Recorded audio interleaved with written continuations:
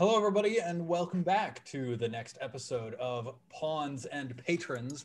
This is episode 6, tentatively titled The Dark of Swamp Dudet. Hello, everybody. How are you? How's everybody doing today? Great. Good. Am I the only one for whom Steven is quiet? Nope. Am I quiet? My audio has been really weird lately. Like, all sorts of programs have needed me to adjust my settings. My microphone is super low. Maybe that has something to do with it. Wow. Very authoritative. Maybe I can turn that up then. Look who showed up. So you gave up on killing the Frosh? Because I feel like you said like end of Frosh legacy, destruction of Frosh. That was like all of your titles for a while, and now you just... And now it's just the Dark of Swamp Dudet? Yeah. I mean, Dudet still implies frog family. Yeah. True. Yeah, I mean, you know, like we'll see how the lineage of Dudet handles all of the challenges that it will be facing here in this adventure. Yeah. What have y'all been up to? What's like the best thing from your past 3 weeks? Well, I was gonna show you guys this actually. This is the whole situation nowadays. Oh man, look at that. Yeah. Oh yes. Oh, she's protecting you. Yeah. Something's out there. And she, as I mentioned to you guys earlier, the challenge is that she now sometimes falls off of the windowsill. So whenever I see her looking like she might do that, I will exit camera left. And with rapidness. Yeah, so that's what I'm doing if I'm like awkwardly reaching to my left. No problem. We appreciate catching falling puppers here. It's her birthday present is the thing. So it's like I know that I probably shouldn't let her go up there to begin with, but she likes it so much. Yeah, as I understand, it's her birthday week, Anna. It is. This is the Nitsky birthday week. I don't believe in birthdays. I mean, like I feel like the world being blessed by such a lovely creature as Nitsky or any one of my friends deserves more of a celebration than just one day. Like, why does it have to be contained to one day? Lauren insists that she has a birthday month. Oh, I like that's valid. I agree with Lauren. Like, I'm gonna preach the birthday week, but like I practice the birthday month. Yeah. It's also my birthday month and my grandmother's birthday month, so we are, birthday. we all blend it together. Very good month. Yeah. Well, fantastic. So I guess because she's just gotten this wonderful window bed, she's not actually very used to it yet. Yes. How many days has she had it? Like 2. But okay. she was jumping up on the windowsill itself, which is like, 4 inches, and she was perching on that, and she was so happy and mostly successful, but then she like fell a couple times. So that's why I got the shelf, and I'm hoping. The problem is just when she tries to get down, really. The shelf is providing the necessary like traction and width so far. Big news in the Prosser household. We will say little hopeful prayers for. Thank you. For Prosser pup. Nitsky, you said? Nitsky, yeah. Yeah. Excellent. Rachel, Jen, how about y'all? Life's good. I'm home. Excellent. My birthday month started early too because my mom sent me like birthday presents already. So it was a bunch of clothes. So I was like, oh yeah, I'm a human with a body who occasionally goes places. Like it was a big like, whoa, these aren't Overwatch sweatpants that I've been wearing for 2 weeks straight. Like it was a weird wake up call. Relatable. Yeah. I relate to that so hard. Yesterday I put on jeans and I had like a whole I was like, did they always fit this way? Like, were they always this uncomfortable? Or like, they do are they not behind my knees. Yeah, exactly. Like pressing on my kneecaps. Like, what's going on? I don't know. It hurts to bend over. Like, was it always this way? Yeah, no, fashion's gonna change when we're out of here. I think it will. Like, oh yeah. Yeah, I think it will, because I've been thinking about the after, and like which type of clothes I want to wear, and I like my standards have shifted from like fashion to comfort. I want spandex and capes to recreate the blanket I walk around in all day. Dude, this is coming from the woman who is wearing a fleece Patagonia shirt dress right now. The epitome. I'm not even wearing pants. Like this is how I have become here in the Pacific Northwest. I think we're gonna see two kinds of people post-pandemic. There's people who are dressed in like brown paper sacks because it's like, this is the most comfortable thing. I want nothing else. Do not touch my body with anything that is not beige. And then the other one is going to be like ridiculous, outrageously high fashion. Like I am cosplaying, you know, a Victorian woman from the 1740s or whatever.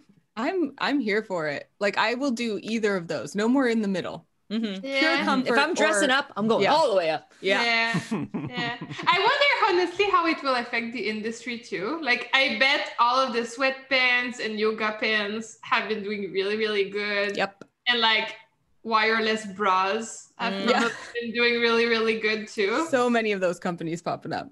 Right? I feel like my whole feed is about that. And I'm like, maybe that's the new way. Maybe it is. Yeah. So, Boys, how are you guys doing?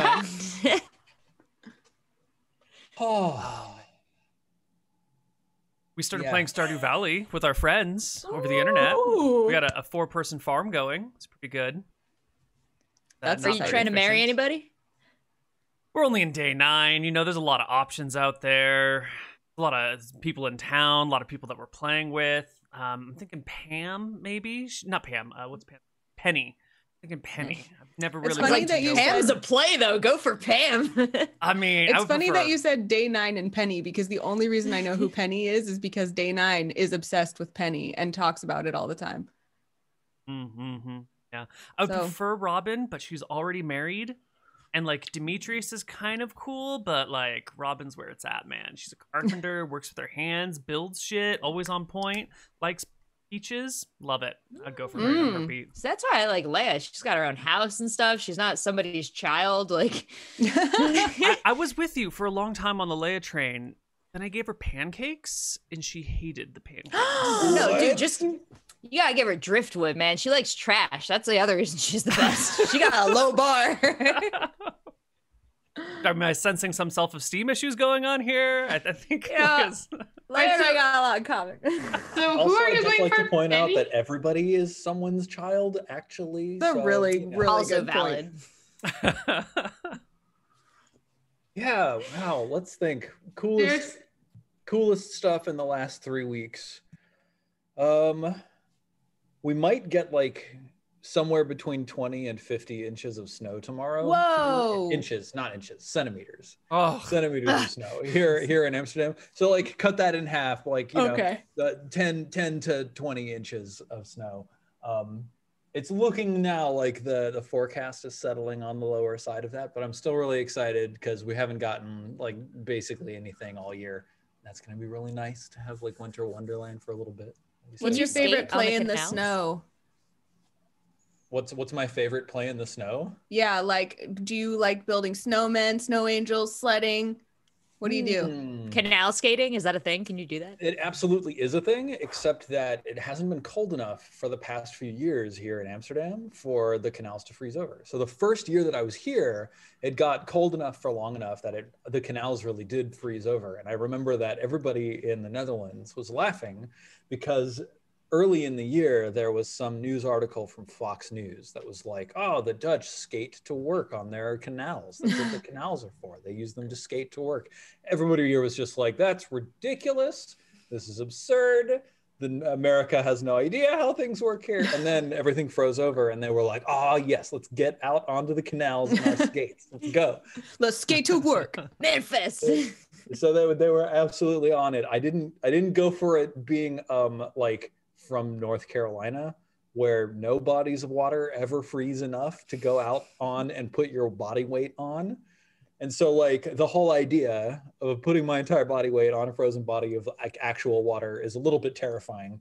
You know, like all of those childhood fears of like quicksand and, you know, like falling through the ice and stuff like that. Like, you know, Yeah, it's just. I've seen enough movies to know that if you are a child on ice, you will probably fall through. Absolutely. Well, I guess it's really children that is the problem. So now that I'm an adult, I think I'm probably okay.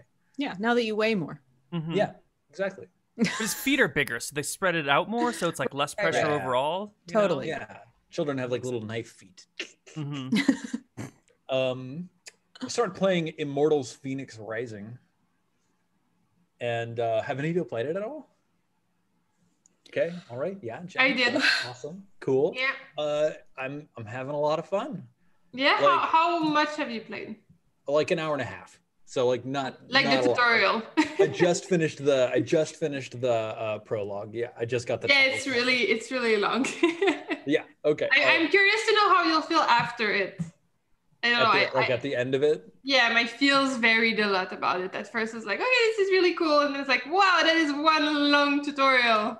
Right. Well, I mean, I guess comparing the tutorial to something like the Great Plateau in Breath of the Wild, like probably about that's the same. how I felt. Yeah, it's like an hour and a half, something like that. Yeah.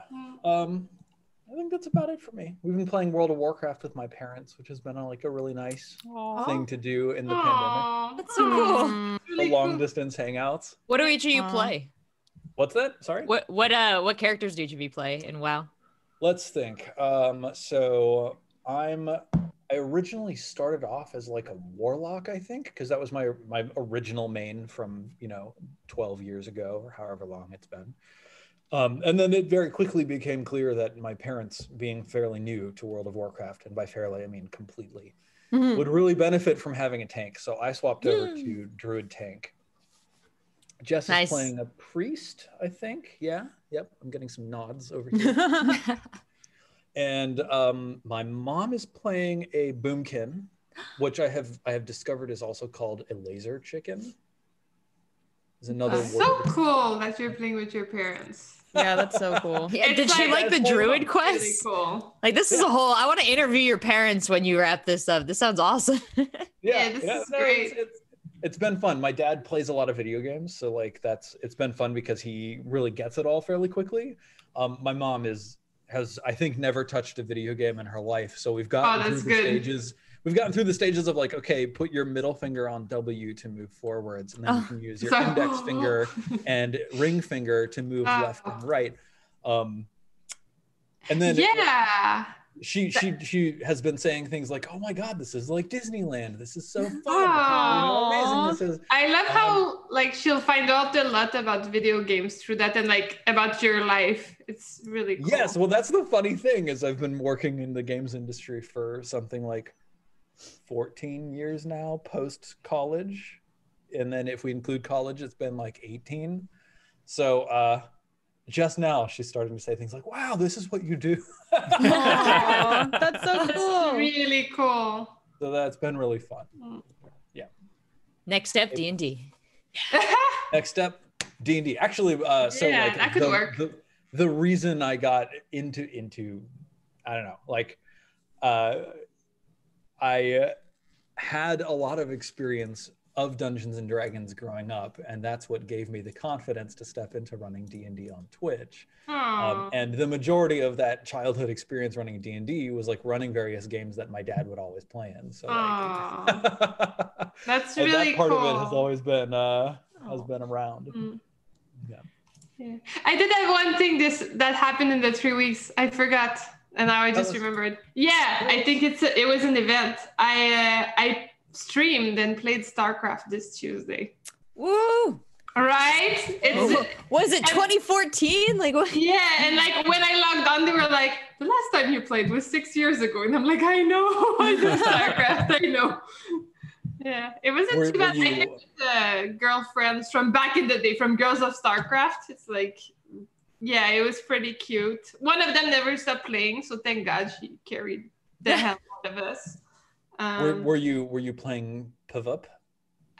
Yeah, we played the 3v3. We straight up went to ranked. We did no refresher. Yeah. And it's pretty crazy. Like muscle memory does kick in. It wasn't that bad, like remembering the hotkeys. The APM wasn't that bad. I was like, what the hell? But I felt very overwhelmed most of the, like, it was okay starting the third game if nobody attacked me ever. It's like if they let me macro and just build my army, they didn't do drops or any of that crap, and I didn't scout, I was okay. But yeah, I'm not ready yet. But do you remember what your rank was back when you played? Yeah, it was Diamond 1 for like 4 seasons in a row, and I never got freaking Masters, and it drives me nuts. Terrible. Yeah. What race? Terran. Okay. The only valid race. Well done, Jen. Well done. Excuse me. Can we get some Banelings in chat, please? Yeah. I'm with Anna on this one. I can respect Zerg. 100%. Wow. Are you the lone Protoss? Oh my God, get an aesthetic, said the Protoss. Protoss, I don't know. I've rarely respected Protoss. Look, Cannon Rush is a completely valid strategy. Yes, it is, but 1A, I'm not all about that. Cannon Rush is fine though.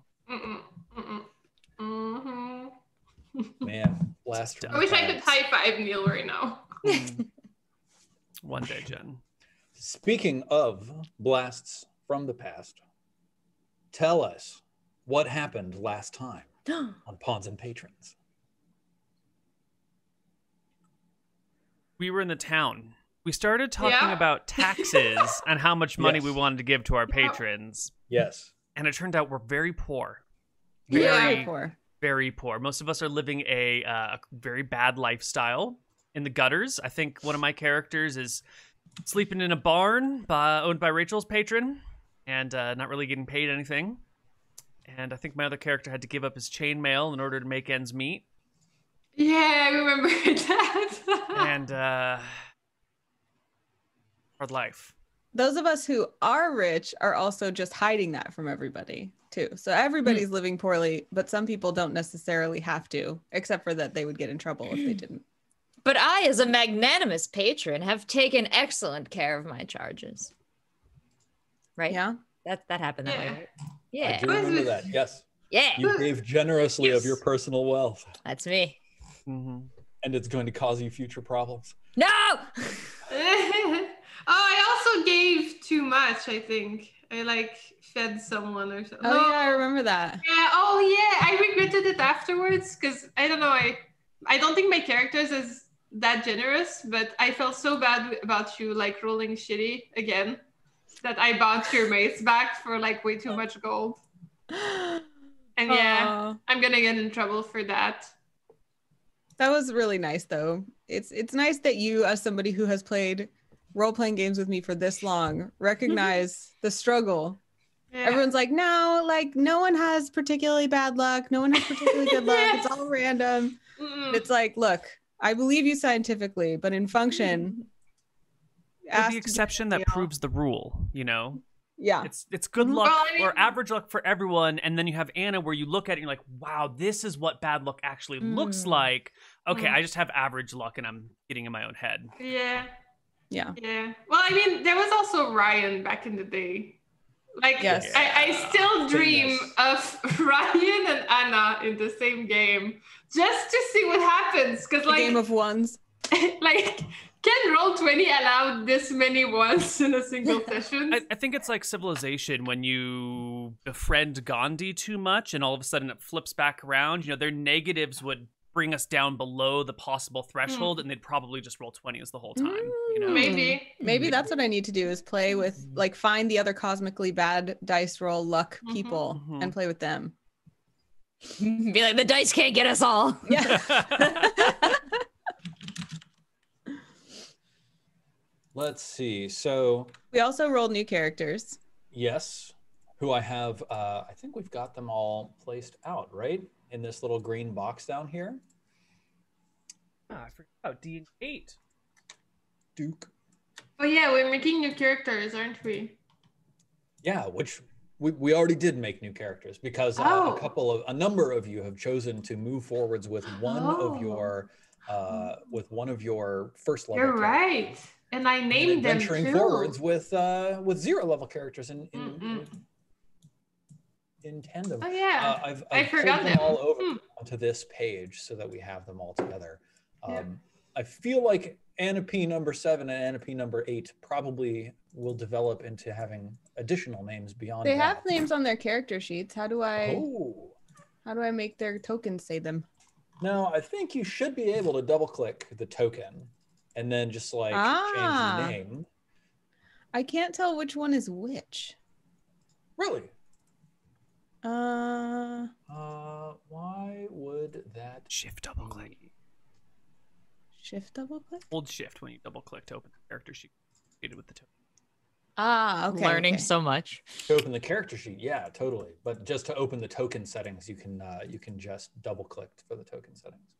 Represents character Henley. I'm just going to change that. But you can't see the nameplates displayed underneath the character tokens, can you, Anna? Now I can. Yeah. Oh, okay. Well, excellent. Scribbles and Henley, fantastic. Yeah. So at the end of the session yesterday, you all discovered a few tidbits of information, including it was Petrov, the prophet of Twalki, that learned that Augusta Rebay, the court magician for King Willem to the east, has vanished in the swamp of the ancestral swamp Dudet. She was said to be carrying the Eldritch Scroll of Zokar Zan, which is a thing which would be incredibly valuable to Petrov and their preparations for the end of the world as we know it. So with that in mind, Petrov gathered an important cluster of capable individuals and entreated them to retrieve this. And I think that the reward, Petrov, was that they can keep any other riches that they find. Is that what we had exactly? Yeah. Developed? Yeah. Well, question though, by keep whatever they find, that means they don't bring it back to me, but they still get taxed by their patrons, right? So right, there's nothing else that they owe you, like Petrov, as like a reward. And I think you can probably make an argument that like certain pieces of this, if you pull treasures out with you, you can be like, nope, this is our payment in service to Petrov, and then you can have a conversation about that. But the other patrons may not be quite so understanding. So, yeah. Okay. So, we've got Sky, Strej, let's just do this, Agnes and Babs, and their new crew of companions, D. Kate, Lurgwy and Beskry, Fiona and Evelyn, Scribbles and Henley.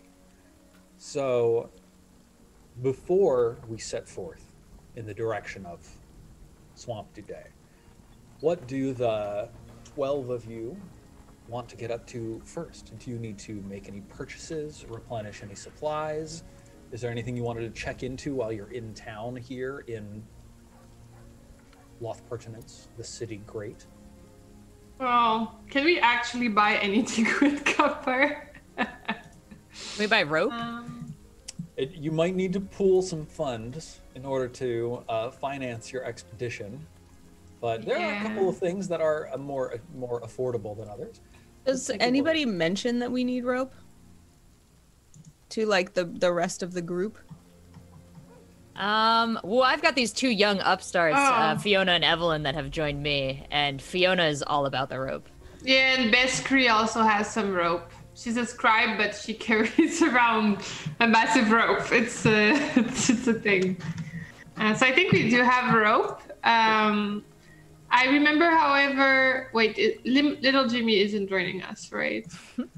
Because I don't know why I noted down we needed arrows for little Jimmy. Darts for Strej would have been amazing. I do have something that I would like to check into. Babs has a silver vial with black liquid in it, and she doesn't know what it is. So she would like to go to that contact she has in like the underworld that won't tell anyone that she has this potentially valuable piece of something, and see if he knows like an alchemist. We met someone last week that you had made a beneficial contact Do you remember what the name of that person was? Let me see if I wrote it down. Yeah. I'm hoping I did, but chances are low. And what were you doing last week in order to you were pawning the jewels, right? Yeah. Yeah, fantastic. And I pawned like a few of them to get the money and kept a few of them, I believe. I don't see. I think you only sold like 2 or something like that. Yeah, I don't see that I wrote down the name of the person. I also don't know. I think. Does anyone in chat know the name of the person? Let us know out there if you remember the name of this. Until character. then, we can also go look it up. We'll call them by Bab's nickname for them, which is Sparky. Fantastic. You return to Sparky's, specialized goods emporium. And Sparky greets you enthusiastically and says, welcome. You've come back. You've got some more for me. Yes, I've got a buyer lined up for those gems. I can really get you a good deal. What have you got? Well, actually, I forgot about the gems, but I have this,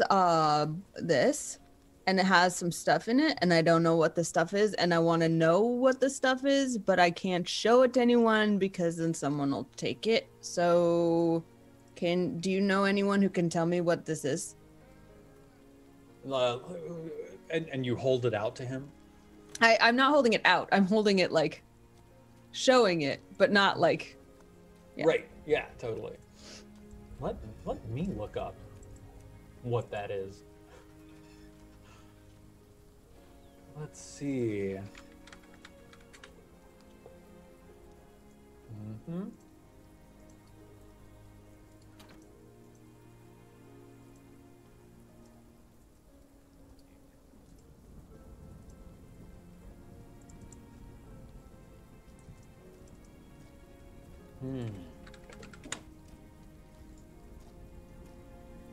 Yeah, totally. Found it.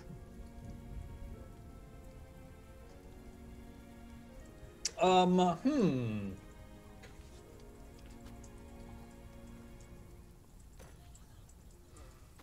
feel like he's pretty well disposed towards you based on the profit that you made him from last time. I feel like I also rolled like really well to make him like me too. Yeah, totally. So I was thinking, like, is he going to charge you for this, or like, does he want you to sell him more gems in order for this as like a side deal or something like that? And I think that because he is currently so well disposed towards you, he doesn't even jump straight to business talk. He says, well, it's not my specialty, strange liquids in steel vials, but I know someone who could tell us more about this. Now, you and I, we've still got a standing arrangement going on, right? We're still good? Yeah. Great. Well, those 2 stones you sold me last week, they went very quickly, so I was really happy about that. Let me write a note to my contact, and I'll see what I can tell you about this. You might have to leave it with me for a day in order for me to show it to her. But once we have it all taken care of, then I'll have some good information for you. How does that sound?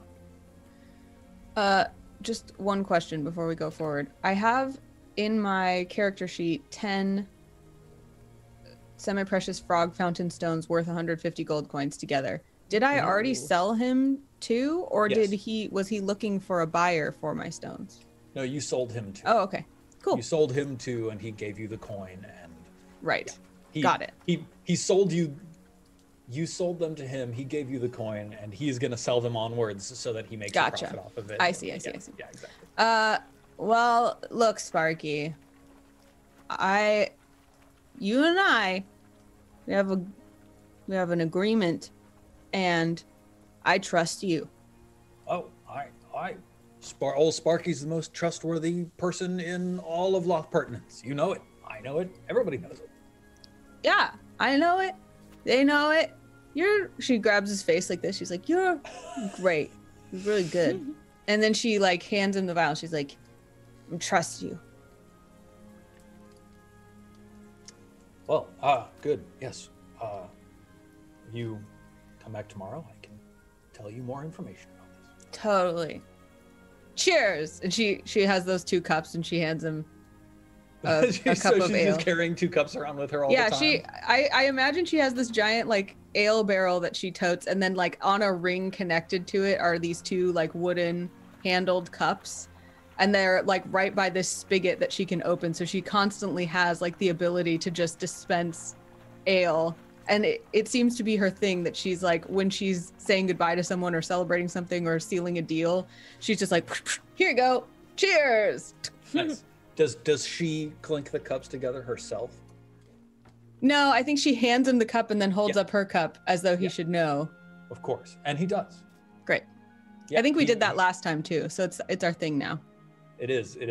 He even says, our thing.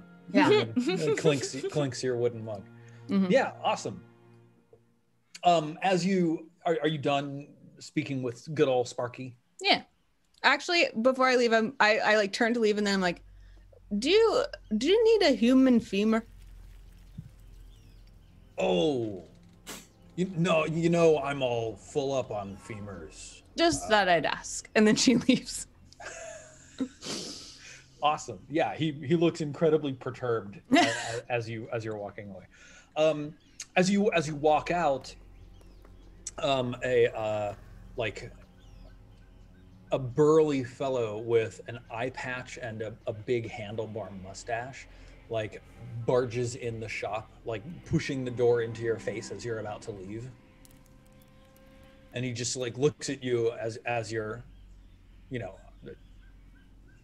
as you either bump the door or move out of the way, or what? How does that work from your side? What do you imagine this looking like?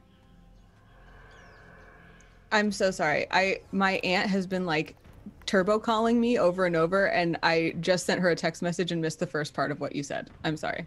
No problem. As you are walking out the door, a man shoves the door open in your face and steps in. And he's got a big eye patch and big handlebar mustaches, and he's like a burly guy. So I was asking you, like, how do you see this going down? Do you like get hit by the door? Do you jump out of the way? Are you like lithe and dexterous and step aside? Well, I'm fairly agile. Mm-hmm. And I was looking at the door. So yeah, I think she tries to like sidestep, but not to hide or like go to the side, but just kind of like to step back and be like, excuse me? Yeah. What? Someone's walking here. You see this guy, like he shoves the door open like really fast, and he's got a really smug look on his face, and then he sees that you jumped out of the way. And his face just sort of falls, and then he sees that you like were intentional about getting out of the way and like quick and did it well. And then he just scowls at you and he says, "Oi, out of my way." You're my way. He doesn't know what to make of that. Yeah. And then Babs just tries to push past him. Yeah, you totally do. As you leave, you hear him shouting, "Hey, oi, Sparky! You're doing business with some real weird folk these days." That Sparky's our thing. Don't copy my nickname. Loser. The door shuts and the conversation knuckles. Does anybody else want to do anything today? I'm assuming that you're all going to wait for a day in order to get information back from Sparky on the nature of this black liquid. Yeah. I only want to find a weapon for one of my folks. Okay. My one dude's got a sword. My other person has a small hammer, which I think functions as a club. And my third character has a helmet, which is not a great weapon. Sounds useful, though. I couldn't find any AC benefits from a helmet anywhere, though. I don't think there are. I think it's common to do like a house rule where like a helmet lets you reduce the consequences from receiving a critical hit if you shatter the helmet.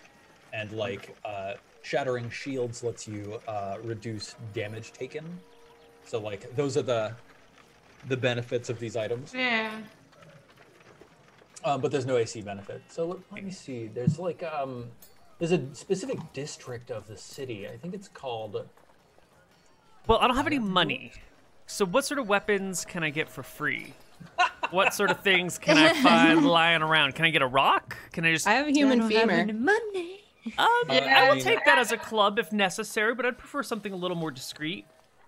Yeah, if people with similar feelings, they're like, oh yeah, we have, what do we have, like a rope? So like, I could let you make a roll of some kind, probably luck, and then you'd probably find something incredibly shoddy just lying around a back alley somewhere. It might be like dagger or club or something very simple, but we would call it a 1d4 weapon, which what that means is every time you use it, you'd roll a 1d4, and on a 1 it would break. Love it. I will make that luck roll for D, and it's an 18. Thank you very much. Wow. Amazing. Yeah, look at that. Dang. Yeah, then fairly easily you're able to find. Let me take a look at the equipment sheet here.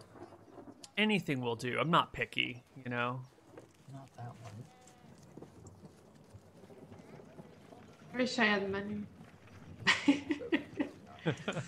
I want to buy more darts. 20, 21, 22, 23. Roll 1d23. And let's see what kind of a weapon you found. 22. Oh my god. Oh. You found a two-handed sword. Oh, what? Tossed in a back alley somewhere. It doesn't even look that bad off. I'm going to call this a 1d6 weapon, which means that when you roll a 1, the d6 decays down to a d4. And then when you roll a 1, the item is destroyed. So it's a two-handed sword, so it deals 1d10 damage and everything. It's just got this ticking durability problem. Yeah, D got incredibly lucky in hunting the back alley for this. Nice. For the, all right, guys, that's it. I made as much money as I am for the day. I'm out.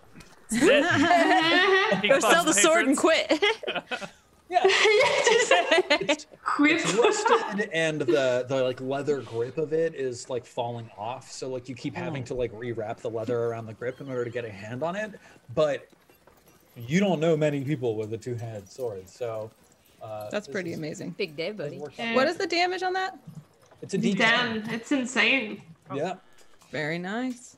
Yeah. My chat remembered that Sparky's name is Orin, and he's a dwarf. Orin. Cool. Let's see. I'm gonna make a note. Add handout. Notes. The city. Great. So we've got a shady dealer, and that's Babs's contact, right? Mm-hmm. Yeah.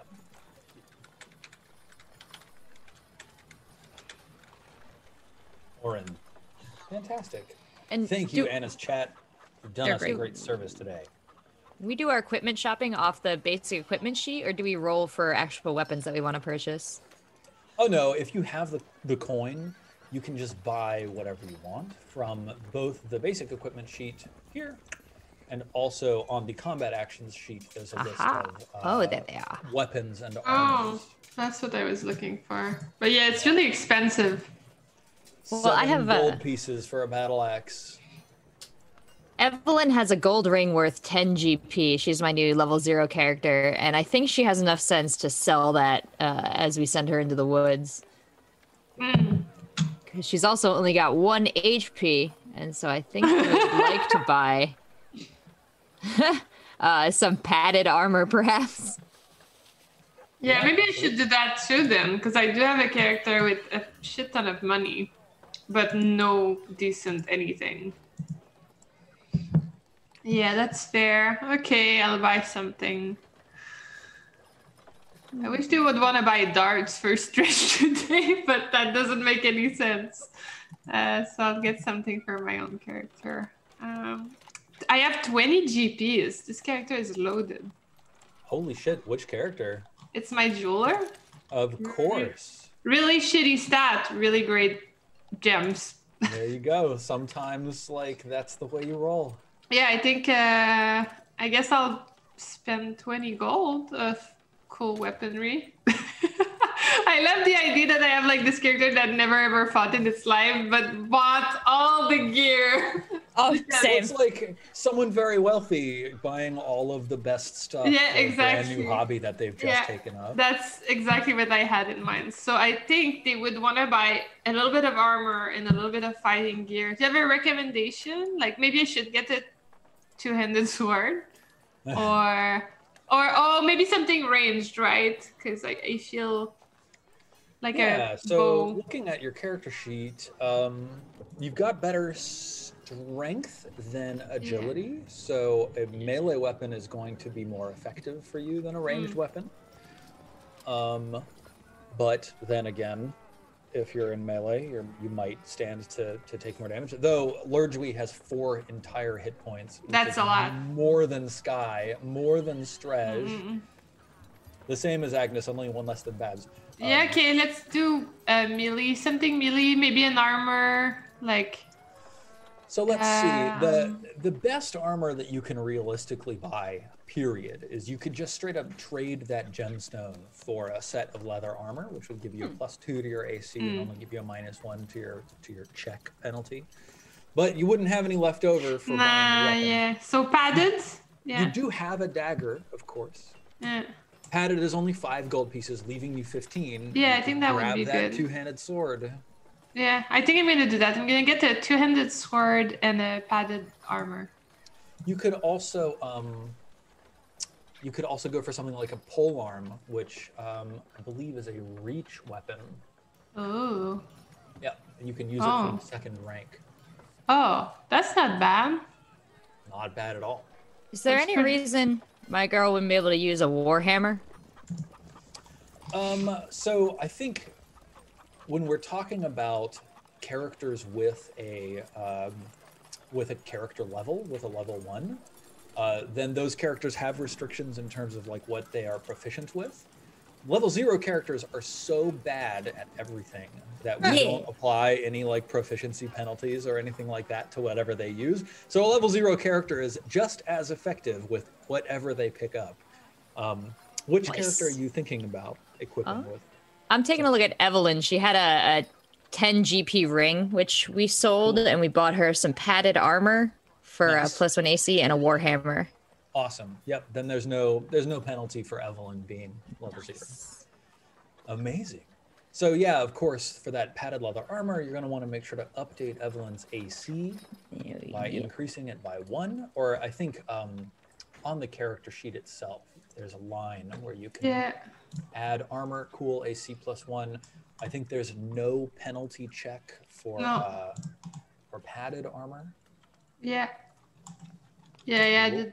I added it, so I need to deduct money, right? So. Yeah. Okay.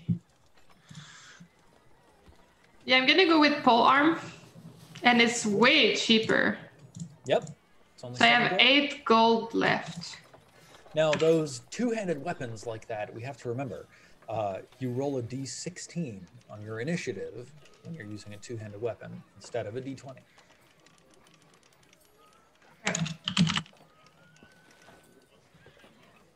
Okay. And I guess there's nothing else that could be bought that would help my character, right?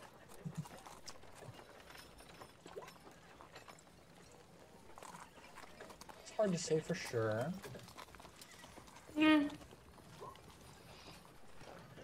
You might want to think about like daily rations if you're going to be traveling for a day or two to get to Swamp Dudet and then staying out there for some amount of time. You might be able to rely on the hospitality of people that you meet if you end up running across them. You might be able to hunt for yourself, though bear in mind that basically every piece of land is owned by some sort of noble, and if you don't have explicit permission to hunt on their land, then you're poaching. Yeah. Okay, I'll buy some rations. Yeah. I'll buy a little bit of stuff. I'll just deduct it. Don't mind me. We can keep moving. Cool. Anybody else for something specific for today? Oh, Okay. too poor. Yeah. Then tomorrow, Babs, you're returning to Sparky, aka Orin. Sometimes people call him that. In order to hear back what news of this vial of liquid you've got. Yeah. Cool. Roll against your luck, and less than or equal to is good, and higher than is bad. Forgot that I lost luck somehow. I'm 7 out of 9 with Babs now. I think she spent it well, if I remember right. I hope so. Yeah, okay. Not bad, 16. So that's, again, lower than or equal to your luck is good. Oh yeah, crap. Higher than your luck is bad. Dang it. I always forget. Yeah.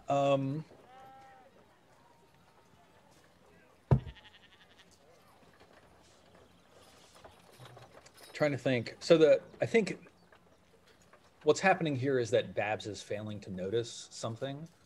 But in order to foreshadow, I have to have us see the thing that Babs doesn't see. Right. So, Babs is pushing her way into the door, and the chime sounds. And how do you greet Sparky?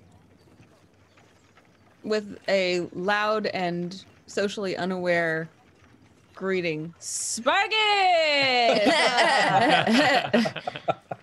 So we like the camera follows you as you move in through the door, and then the camera stops and it pans to the right, and we hear you yell Sparky, and like down at the end of the alley, because Sparky is not like an upscale establishment individual. He's like some shady shop in the back of some shady alley, and down at the other end there's this big burly guy with a black eye patch and a big handlebar mustache, and he just like nods to himself, and then he turns and walks away. That's the guy that bumped into me, right? It is. Uncool. Sparky says, yes, welcome back. Now, listen, I can take this off your hands for you. And he pulls out the vial of black liquid. He says, I'll pay you 10 gold pieces just for this vial. But Sparky, remember, I told you I wanted to know what was in the vial. I'll tell you what's in this vial. Listen, Babs, you know me. You know what's in this vial. What's in this vial? It's 10 gold coins. Here. I'll show you. He reaches down below the counter. In there. He like puts the vial below the counter, and then he like there's like an audible pop, and then he pulls out a gold coin and he sets it on the counter. Clink, clink, and still there's like a stack of 10. It's like the entire size of the vial. And then he sets the vial next to it and says, "Ta-da! See what I tell you." Babs will look and see, like, she's like, isn't there still liquid in here? Like, she's like, did you actually take the gold out of there? He lets you take the vial back and look in it. It's still filled with liquid. Yeah, of course. Sparky, I trusted you. There's still... That... Uncool, man. He says, no, listen, no. It's fine. Everything is as you left it.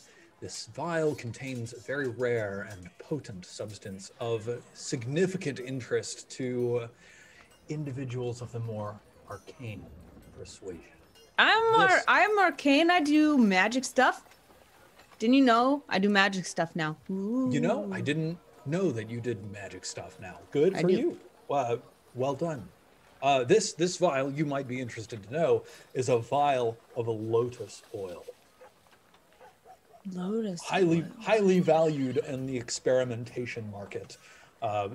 Imbibing it straight isn't particularly encouraged, though it is something that you can do with it. You can drink it as is. It will bolster your reserves for a period of time, but there is quite the come down enough of this substance. Many individuals report feeling drained. There have even been reports of debauched parties among the nobility, where certain individuals have consumed this oil for a night time of excess and failed to awaken in the morning. So it can be dangerous when used improperly, but very valuable to many people of the arcane persuasion. So would once again be happy to part with these 10 gold coins in exchange for that vial of lotus oil. So in mechanics terms, what happens when you drink this, you heal 1d10 hit points, but at the end of an hour, all of those hit points, I think, wait, what is it? You gain 1d10 hit points for an hour, but at the end of the hour, you lose the HP you gained from the oil, and then you must also succeed on a fortitude save or take 1d4 points of damage. So it gives you temporary hit points on top. And I only have 5 hit points. Right. So like, so the math there is dangerous. Some people do not survive using the lotus oil. But Babs, when he's like, yeah, you know, people in a night of excess, like, you know, basically this is like some hard liquor, right? So Babs is like, sick. And she takes it back and she's like, not today, but I appreciate it. And she gives him like, she gives him, I don't know. She gives him a silver piece. She's like, for trouble. Wow.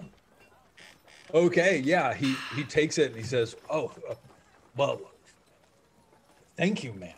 Yes, well, listen, anytime you come across more of that, I can absolutely offload it for you.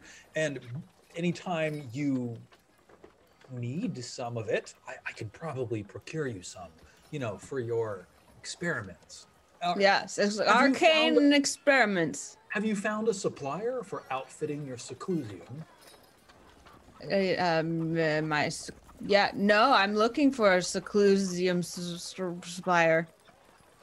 Well, I also know some of the best furnishers here in the city, great, and can get you excellent deals on like new furniture.